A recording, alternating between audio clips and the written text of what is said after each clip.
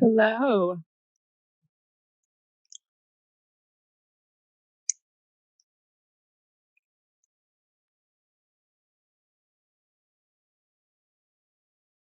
How's it going? Hi. Hi, Can how's you it hear me? going? Good. Trying to get on the road today, so working towards that. Yeah, so you're in North Carolina right now Yeah, and headed back I have to just go down. Yeah, to vote. in Florida. How's the delay? There's a little delay, How's but the it's not too bad. delay? Is it bad? There is one, Okay. so I'll be slow. Okay. Can I introduce you? Sure, go for it. Thanks. Okay, so Laurencia Strauss is a non-binary, queer, mixed Latinx, first-generation U.S. artist and landscape designer based in Miami. Their participatory projects, interventions, and community-based designs have been shared nationally and internationally as experiences of mutual vulnerability and care that challenge us to adapt towards a greater sense of interdependence. Amidst social and environmental justice, their work attends to grief as a catalyst. You know, obviously, I love your work, and I love how one of the things I love is how you're thinking about grief in relationship to tending to waste and compost and all, and the sort of disregarded. So hopefully we can get into that a little bit. Yeah, that sounds great. Cool. Thank you for having me. I'm so glad to be here. So it seems like so long ago that we met. It's like a totally different world. Yeah. And time, space, definitely. So it was a year, It was about a year and a half ago that we met in Chiapas? Yes. Yeah, last July, right? Mm-hmm. Yeah, we were at a residency together, exploring revolutionary aesthetics, especially as they pertain to ecologies. And I remember your presentation at the beginning of the residency really well when you talked about this Mickey Mouse Operations project. So maybe we can start with that and sort of do a survey of some of the projects that you've done with compost also. Sounds great. Okay, so you want to talk about Mickey Mouse Operations? Yeah, that would be great. Well, I love that you're doing work on compost because I've thought a lot about compost, and I definitely want to talk about your connection with grief, which is I hadn't really thought about that exactly. But yeah, I mean, I see, like piles, like compost piles as piles of potential. And yeah, so I've just thought about that. So the Mickey Mouse Operations is a project that I did in Buenos Aires. And when I was there, I was really thinking about the, like my privilege in being able to travel and visit family, and just to visit another country is such a privilege. And so I was trying to think about how I could use that power and contribute to the contemporary issues of Argentina, of the city. And so I've done other projects about maintenance, and as I was spending time in this neighborhood, this is in Buenos Aires. I was at a residency that's LEPEP, it's La Paternal Espacio Proyecto. And so when I was walking in the neighborhood, I kept seeing dog poop everywhere, or not everywhere, but often. And so I took one block and I cleaned up the dog poop. So one of the images you have is of these tools that I made. And all of these things I got right in the neighborhood, like at the local hardware. And so I just adapted these tools like a scraper and a masher. And so I collected the dog poop, and then I was thinking a lot about just the U.S. relationship with Argentina, the history of, imperialistic intervention. And so I found this Mickey Mouse cookie in one of the shops nearby and used that to make cookies out of this dog poop. So it was the grossest project I've ever done. And that's part of the reason I made the tools was so I could keep my distance. And so I collected the poop. I was mushing the poop and it smelled so bad. I really had to add some things. So I added freeze dried coffee and sugar. Again, these are elements commonly found in the neighborhood. And I was just kind of remixing all of this stuff, literally. Did you follow a recipe, or it was more ad hoc? Well, it was I'm using the word cookie because I got cookie cutters in the shape of Mickey Mouse. Yeah. But I really was thinking about compost. And so it wasn't about making a cookie. It was about so this is in the larger context of thinking about gift giving, because at the time there was a situation that hadn't been resolved, which was a vulture lending situation. So Elliott Management, which is based in New York, had lent Argentina all of this money, and as a vulture lender. So they went in, buying the debt on the cheap and as a way to make money. And so, one man was vulture lending and taking advantage of one country under the guise of giving a gift. And since then, the debt has been settled, and he made 2.4 billion profit off of this debt, which is 4 times the initial investment that he made. But at the time when I did this project, it still hadn't been resolved, and there was this situation of vulture lending. A guy from the United States lends to Argentina, and it's not about him giving a gift as much as him taking advantage of a country in a dire situation. And so I was thinking about that, compost as gift, and then how could I insert myself in the politics of that? And so that's how I started thinking about the dog poop and the gift. And so instead of just like putting dog poop in a bag and sticking it in someone's mailbox, I did a little more than that. And so I made these poopy shapes. And it's under the guise of I'm doing something positive, somewhat positive, like using compost, thinking of it as a positive gesture of nurturing and care. And cleaning up the neighborhood as well. Yeah,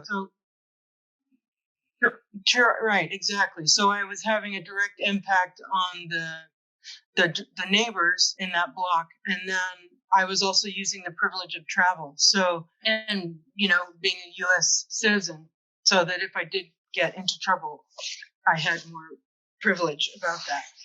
Yeah. So anyway, I made the cookies and I added the coffee and sugar because it smelled so bad, but it didn't interfere with the decomposition. And and so dog poop, there's issues with it, but it also does, increase the nutrients for plants. So so anyway, so I made the cookies, and then I was trying to think, okay, how could I go through customs and maybe get these through customs? And so I thought about cooking them a little bit to take away the intense smell.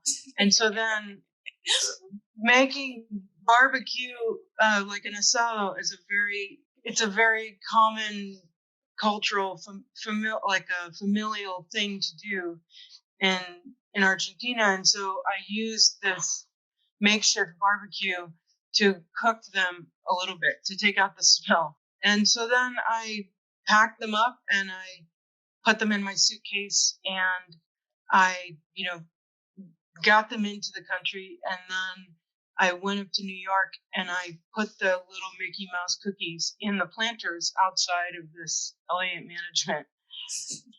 Just as a gesture, like the one little piece that I could do. And then what I also realized was right across the street from Elliott Management is Trump Tower. And so I gave some I gave some compost there also. And yeah, and actually right around the corner from Elliott Management is I noticed, you can see in one of the images that I gave you is the Argentinian consulate. So it's like one block in Buenos Aires and then one block in New York. Right. Thinking about the financial arrangements and, things under the guise of gift giving. And then I also included an image for you that's of an installation that I had of the project, which includes photographs and also the actual cookie cutter with little remnants of dog poop on it, the gloves, and then a video of the whole process. Yeah, I mean, it's such a rich project. Just, thinking about maintenance, thinking about the gift, thinking about the ways that waste, when it gets addressed, can become a kind of offering. But also recognizing, right, like who should be dealing with the shit, right, and who should be picking up the shit, as you talked about this like Right. vulture lender, in a way creating so much shit. And then sort of, there's this gesture of like, look, deal with it. But there's also this gesture of like, look, I made you a cookie. Like, maybe there's potential here in some way. And also, I think Mickey Mouse, the whole history of Mickey Mouse and being a propaganda tool of teaching children to see the U.S. as a positive and the U.S. interventions as a positive, harmless thing. And yeah, and the whole, when you were talking about the shit, dealing with the shit, like there I am seeing my cousins work so hard. And, they're part of this system that has to pay back this debt to this one guy in New York, right, who is profiting off of their hard labor. So, yeah, right. Definitely who's dealing with the shit and who benefits from that and who suffers. Yeah. So Mickey Mouse operations, that's a term that's used in Argentina to talk about U.S. vulture lending. Well, it's a term, no, not specifically vulture lending. It's a term that I've grown up knowing, and I had to actually look it up. And I think the definition that I found was that it's like meant that it's poorly built and poorly run. But I think it's also about U.S. intervention in Latin America, like intervening while not understanding the implications or the impacts or the true, just intervening with kind of a naive or oblivious and intentionally harmful thing, but not really taking responsibility for the impact of something. So to me, it's like I don't know how to explain it beyond that it's just, it's a U.S. cluelessness, I would say. Or, I mean, that might be too generous, but that's part of it, is a cluelessness. Like a cluelessness and a crappiness. Shittiness. Yes.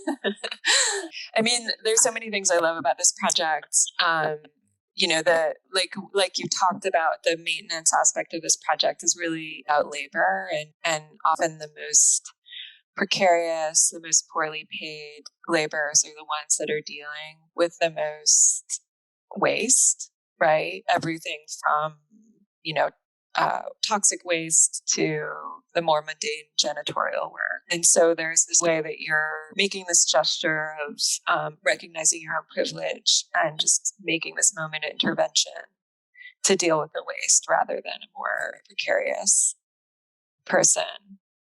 And I just wonder about that in terms of the way that we value or the way that we deal with waste in capitalist society, right? Like, we're both trained in permaculture and food forestry, and that gives us a different paradigm of thinking about waste, right? We think about waste as being potential nutrient, and it's just about sort of hooking it up to the right ecological processes to make that transformation. And so I just wonder about that. And I wonder about if we valued waste differently, would we also value the people that are dealing with the waste differently? Absolutely. I love all of those connections. I think for me, visiting from the US, it was important not to insert myself in a position of privilege, but like I liked putting myself in kind of at the bottom of the heap and working there.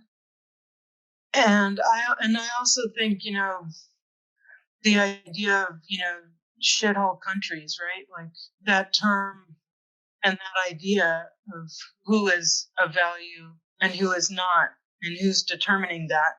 Yeah, so my pushing against that and trying to value and care for a place that I deeply care about and, respect. So, Yeah, it's a great project. I mean, I also just want to know more about the smell and like what it was like to come to travel with these cookies. Like if you could smell it in the airport. I I wrapped it really well because I was afraid that there might be like dog sniffers, Right.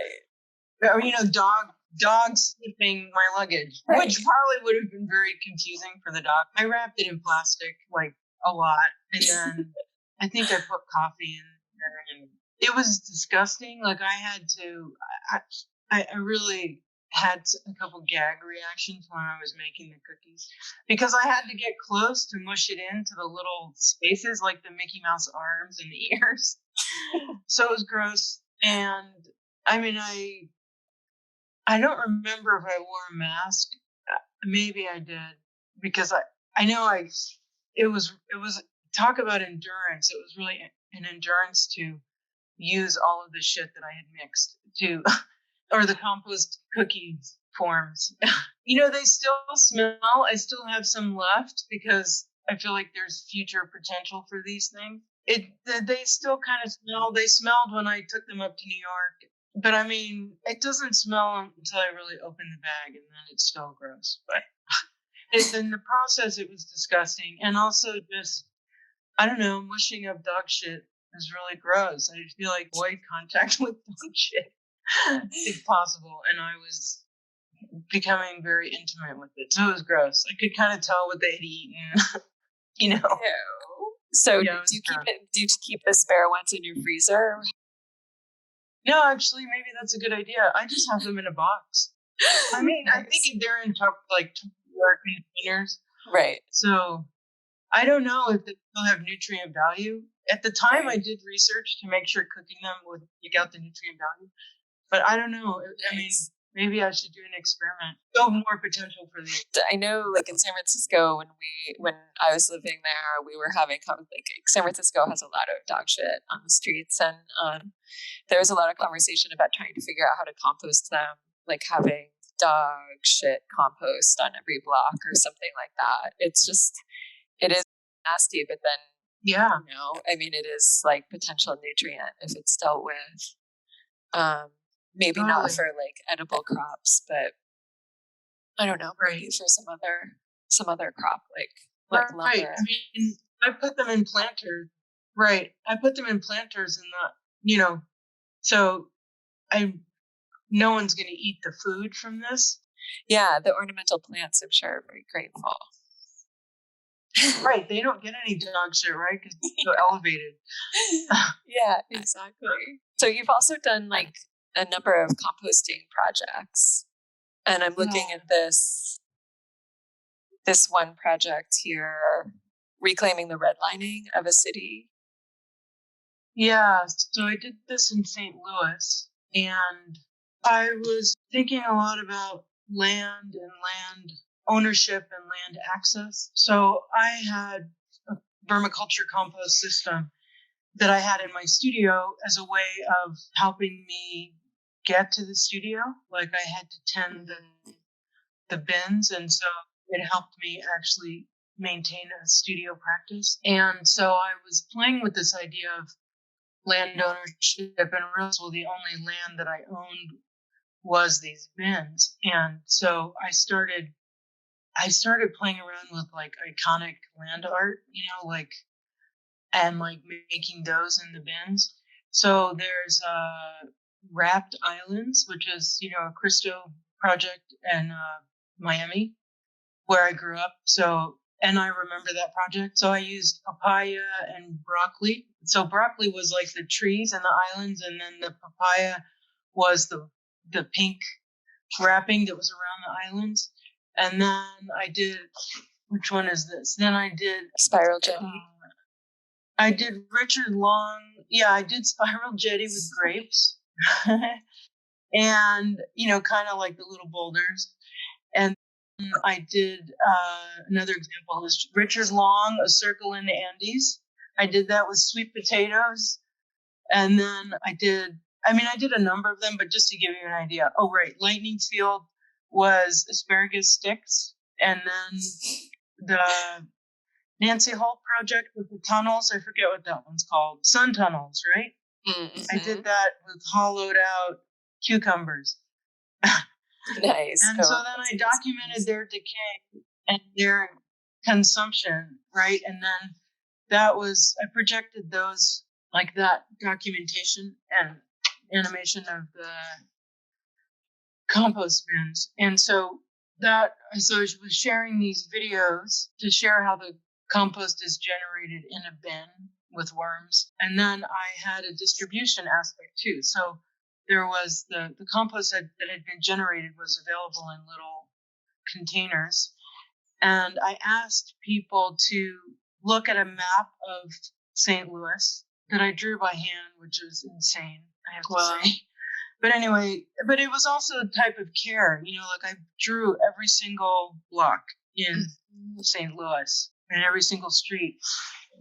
So then I had a cart that I put the compost containers in, and the map folded. The map in the gallery space, this was at the Luminary in St. Louis. And in the space, I had the map unfolded, but then I could fold it up kind of like a book structure and put it in the cart. And then I could go around the neighborhood with a map. And so I asked people to, in exchange for some of the compost, if they could mark on the map where they were going to put the compost. Mm-hmm. And I had red pencils for them to mark on the map. And the idea was, that compost is a gesture of care and nurturing and of value, that like when you put compost on a location, you're giving value to that place. And so I think that was where I was trying to get into these conversations about redlining, which was a practice where areas in cities would be demarcated with a red line and deemed less worthy for loans, for lending, and more vulnerable for infrastructure projects like highways. So those neighborhoods were valued less. And so by having people mark where they were going to put the compost, it was just a way of saying, okay, I'm here and I care about this land and I believe in your potential. And so, so that it was really fun going around. And the great thing was I could go into stores actually with the map. And so, like people who were tending the store could come and participate in the project. They didn't have to come out onto the sidewalk. Right. And so you're able to access like workers. Yeah.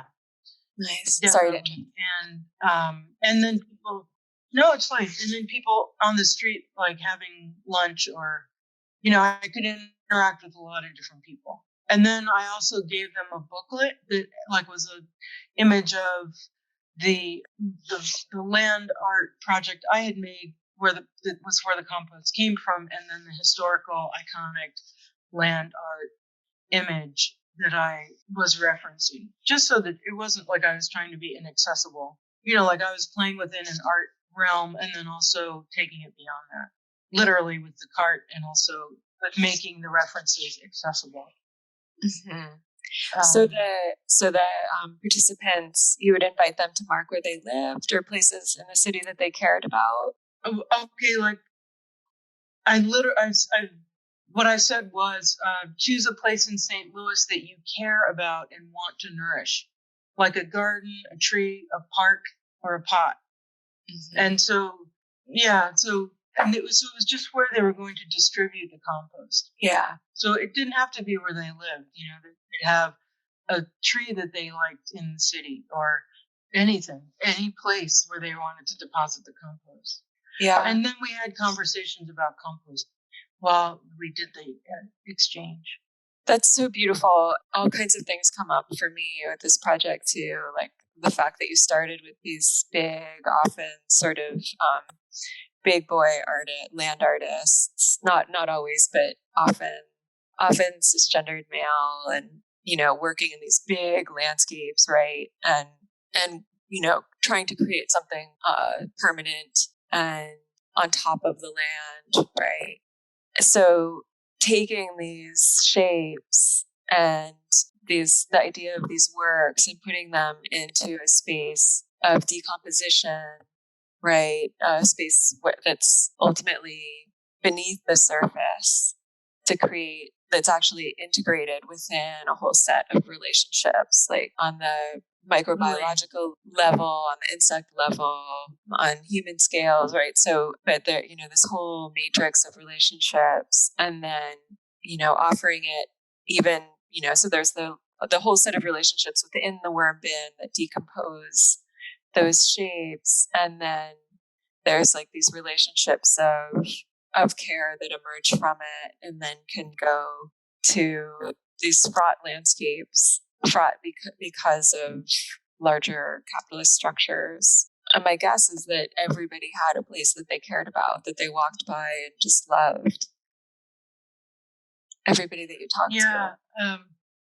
Thank you for those comments. It's really, I hadn't even articulated that about the surface versus the beneath the surface, but that totally is. Yeah, I love that.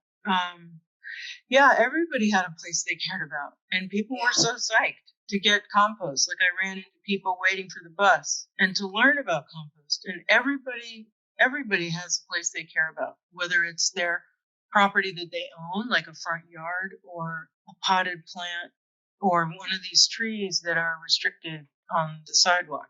Like, everybody has a place that they care about. And I had conversations with people about redlining and the history of that, and people who had experienced that firsthand, and so people who directly got that and who had that lived knowledge. And one thing I wanted to add too is, the land art history was most commonly about city dwellers going elsewhere, and to make these big marks on the land.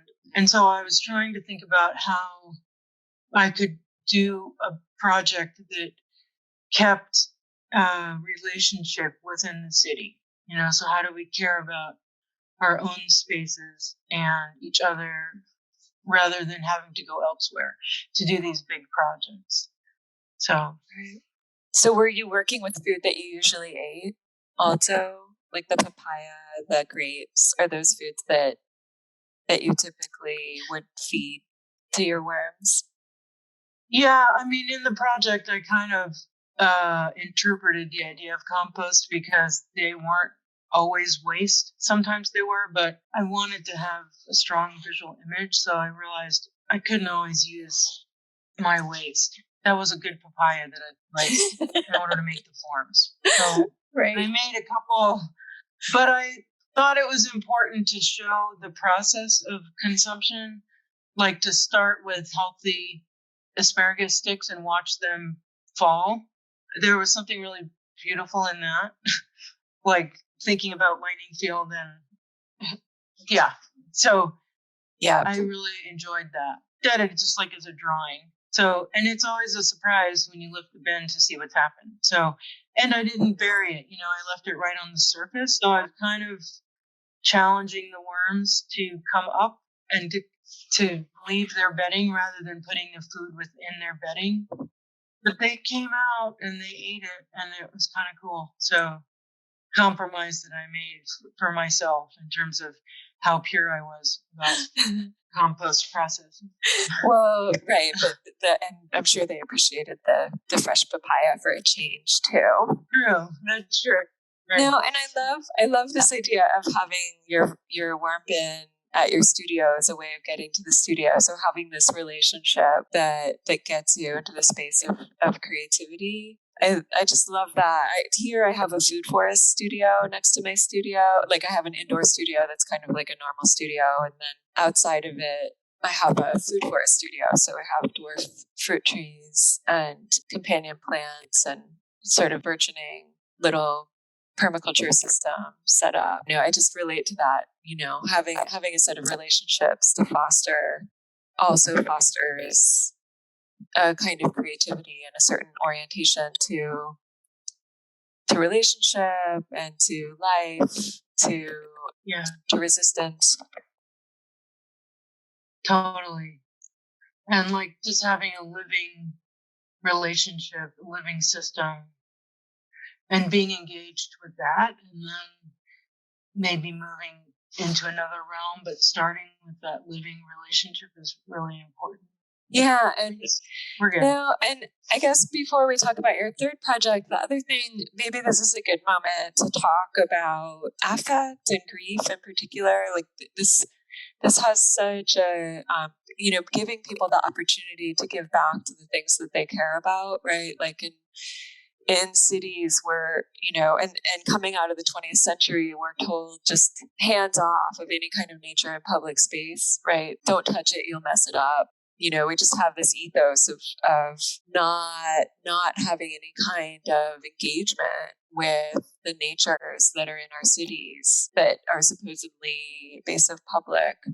So giving people the opportunity to have a relationship with nature that is reciprocal, it feels kind of emotional to me in the sense of like something that doesn't happen very often, right? All of a sudden, giving people the opportunity to see a way of being in relationship, of being able to offer something that's nourishing, because it's not about it's not about like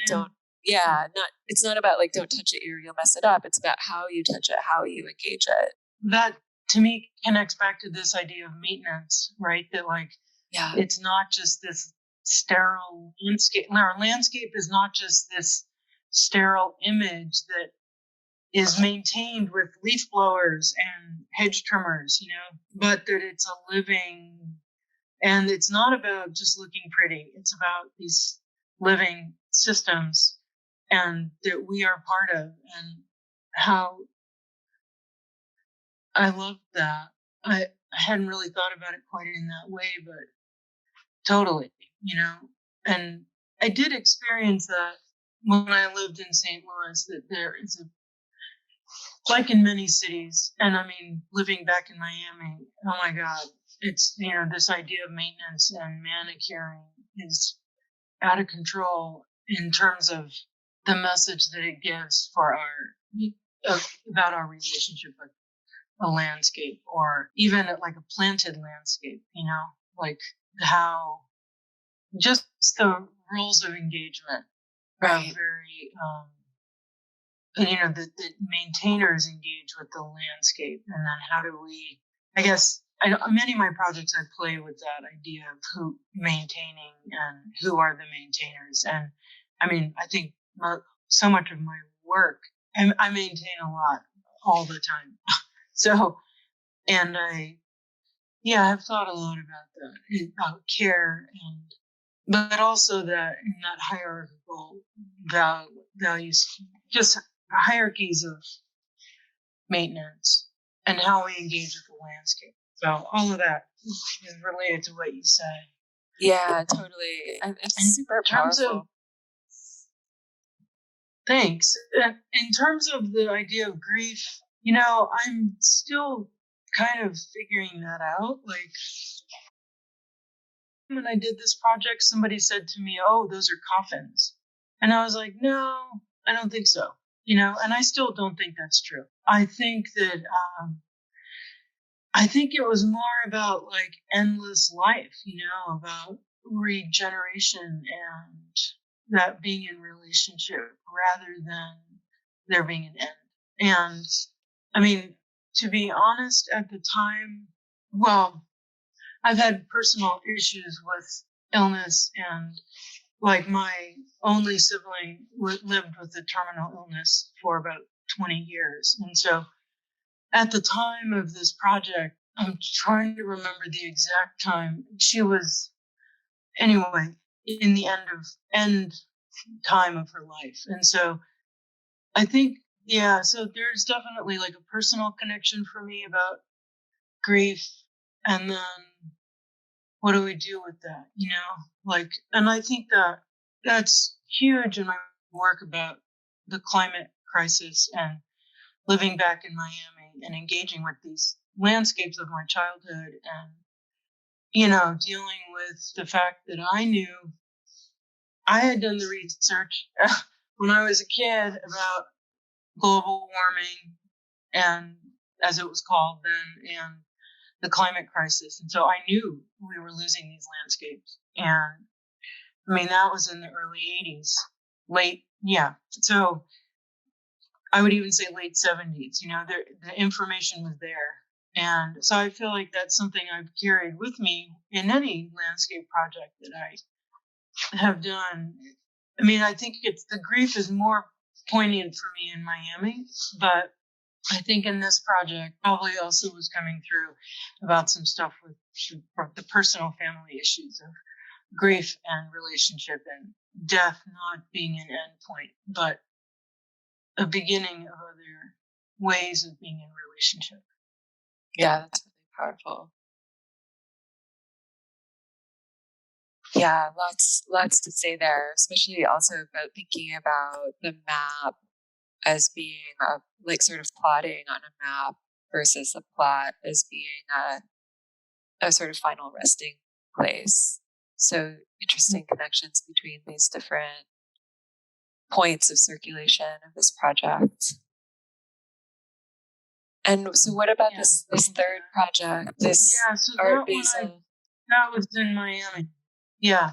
Yeah, so this was in Miami. This was actually, okay, I did this actually in North Beach, which is it's on the same barrier island as Miami Beach. It's just a neighborhood called North Beach, and it's more neighborhoody, and there are more people there from Argentina, Brazil. And so it was really nice. Some of the people who came in and took compost were from Argentina, and I had a nice exchange with them. But the idea of the project was just in response to these huge art fairs that come and take over the city, and the commodification of art that is so prevalent and exhausting to me. And so what I did was, in one of the images in the back, you can see there's a shredder. So what we did was have two chairs, and then people could bring their materials from these art fairs and shred them in the space. And then that material was used for making worm bins. And so then I had some empty bins and some active bins, and I was structuring the bins to kind of replicate the structure of like condo buildings in Miami and Miami Beach, right on the edge of the water where they shouldn't be building anymore, but everybody wants the view and pays for the view. And I mean, not everybody, but there are still people buying property right on the edge. And yeah, so that's what this was. So it was just a project in the space that was growing over time. And then I also had already, finished compost that people could take. And then I had conversations with people who came into the space about how to have a bin, and that, they could have a bin in an apartment, even if they don't have access to outdoor space. And it's actually easier to contain and manage or maintain, you could say, in Miami, with bins. And then I was there was a market right next door in this space. This was a pharmacy that we took over temporarily, and So I was purchasing produce next door at the market and then cutting it up. So again, reinterpreting this idea of waste, but in terms of the fruit, but then using the material, the non-plastic material from the art fairs and creating the bedding from that. Nice. Love it. And this piece is called New Ground. Yes? Yeah. Yeah, like the idea of building new ground. So, as we lose ground with sea level rise, we have to, either find strategies for building ground or not. But Right. yeah, I mean, in another iteration of this, I might try and make it float and have like a floating building ground. That was part of the idea, but I didn't get to it in this iteration. So, but I remember I used sand from the beach, which is illegal to take sand, but we did you need like a little bit of grit. So again, kind of similar to the one in Buenos Aires, I was using the materials all right there and reorganizing those relationships. Right. In one of the images, there's a guy there looking in the window, and it was so nice to be in a neighborhood. I think often, and especially with the art fairs, it's this huge scale shift that's so bizarre. But this was actually, it was on a street where people walked and we could engage with the public. So this was part of Satellite Art Show, I think it was called. Yeah. Nice. It's so great. I mean, these recurring themes of creating, new soil, new land, transforming waste. And I love the worms. Do you still keep a worm compost? I actually started one in my yard. It's in my mother's yard. I was outgrowing the bins. And so I've taken so much of your time. And I know, so this is like another commentary on this moment that we find ourselves in, but you're in North Carolina and suddenly have to go to Florida because your vote might not be counted unless you go back to Miami. yeah, we didn't get our ballots. And I'm here with my mom. She's registered in Florida, and I am too, because I knew that I would be near her. And so I wanted to make sure that I could vote and we weren't stuck in this in a weird situation of needing to vote in two different states. So yeah, so we are registered in Florida and our ballots didn't arrive. I requested a mail-in ballot back in June, and only a few days ago did I understand that in order for the ballot that was mailed to us to be forwarded to us, I had to submit in writing the request for the ballot to be forwarded. So I had done all of this online, and so I screwed up. I didn't know, but it was very complicated. I thought if I had a request for a mail-in ballot that it would get forwarded to me. And I checked with our postmaster before we left to make sure that it would get forwarded, and they assured me that it would. So anyway, so yeah, that's why we're driving back. So yeah, that's crazy. So you're just going to go down and then drive back. I don't know. We're going to go down and we'll see what's happening COVID wise and stuff like that. So, I mean, we left in part because of hurricane season. Yeah, I didn't want to have to deal with a major evacuation. Just felt too stressful on top of COVID and everything. And so we came here. So I don't know. We're going to go down and figure out what to do. So one step at a time. And I feel like we need to stay there and just see what's going on with the election and all of that situation before we get on the road again, So trying to find stable ground and going back and forth. But it was so awesome to talk to you about these projects. I mean, yeah, it was really awesome to talk to you too. Your understanding has added more understanding for me. And like some of these gestures, I think that I didn't really, it helps so much to share understandings because you saw things that I wasn't articulating. And I really so appreciate that. Yeah, well, there's not that many of us working with compost in our art. So we should keep talking. Cool. Yeah. And I definitely am going to tune in on Tuesday. I can't wait to see. Yay! Yeah. Yeah, absolutely. That's going to be the Well, best. I really hope so. Stay safe in your drive today, and I hope everything goes really smoothly, and that you stay healthy, and your mom stays healthy, and yeah, and that you stay on Thank stable you. ground. Thanks. Yeah. Thanks. My mom turns 92 next week, so Oh my gosh, she's doing well. amazing! Yeah, she's a trooper, so just want to keep it that way as Yeah, we can. Yeah. absolutely.